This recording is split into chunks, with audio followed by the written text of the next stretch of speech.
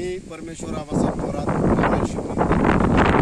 तर 2018 मध्ये ॲव्होकॅडोची लागवड केली होती आणि 3 वर्ष पूर्ण होताच ॲव्होकॅडोला फळं यायला सुरुवात झाली आणि हे दुसरं वर्ष उत्पादन चालू आहे आणि ॲव्होकॅडो महाराष्ट्रामध्ये चांगल्या प्रकारे सक्सेस झालेला आहे, जेणेकरून तुम्ही पाहू शकताय की फळं अतिशय चांगल्या प्रकारे येत आहेत आणि महाराष्ट्रामध्ये ॲव्होकॅडोची लागवड चांगल्या प्रकारे सक्सेस झालेली आहे। 40-42 डिग्री तापमानामध्ये सुद्धा ॲव्होकॅडोचे व्हरायटी आहेत आणि ते आपल्याला ह्याच्या अगोदर माहीत नव्हतं की ॲव्होकॅडो आपल्या महाराष्ट्रात येतं आहे का नाही।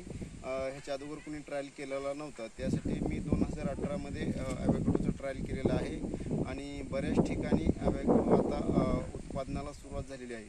तर त्याचबरोबर आपण अर्का सुप्रीम ही व्हरायटी बेंगलोरची HRI रिसर्च सेंटर बेंगलोर एक गव्हर्नमेंटचं स्थापना आहे, त्या ठिकाणी ॲव्होकॅडोचं पहिलं रिसर्च झालेलं आहे। त्या ठिकाणी येऊन आपण 2018 मध्ये ॲव्होकॅडोचे झाडं आणलेले आहेत आणि त्याच्यावर आता आपण शेतकऱ्यांना गेल्या दुसऱ्या 2 वर्ष झाले की आपण शेतकऱ्यांना ॲव्होकॅडोचे मदर प्लॅन्ट काढून स्वतः आपण शेतकऱ्यांना रोपं देत आहोत।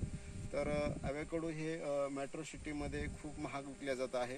एक फळाची किंमत कमीत कमी 150 ते 200 रुपये नगाप्रमाणे विकल्या जातं आणि किलोचा विचार केला तर 500-700 रुपये किलोप्रमाणे इंडियन व्हरायटी विकल्या जाते।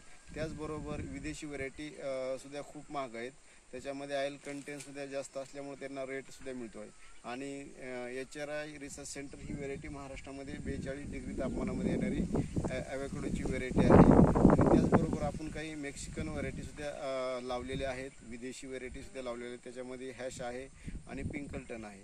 त्याचबरोबर इतर शेतकऱ्यांना ॲव्होकॅडो संदर्भात रोपं वगैरे खरेदी करायची असेल तर त्यांना माझा मोबाईल क्रमांक आहे 7875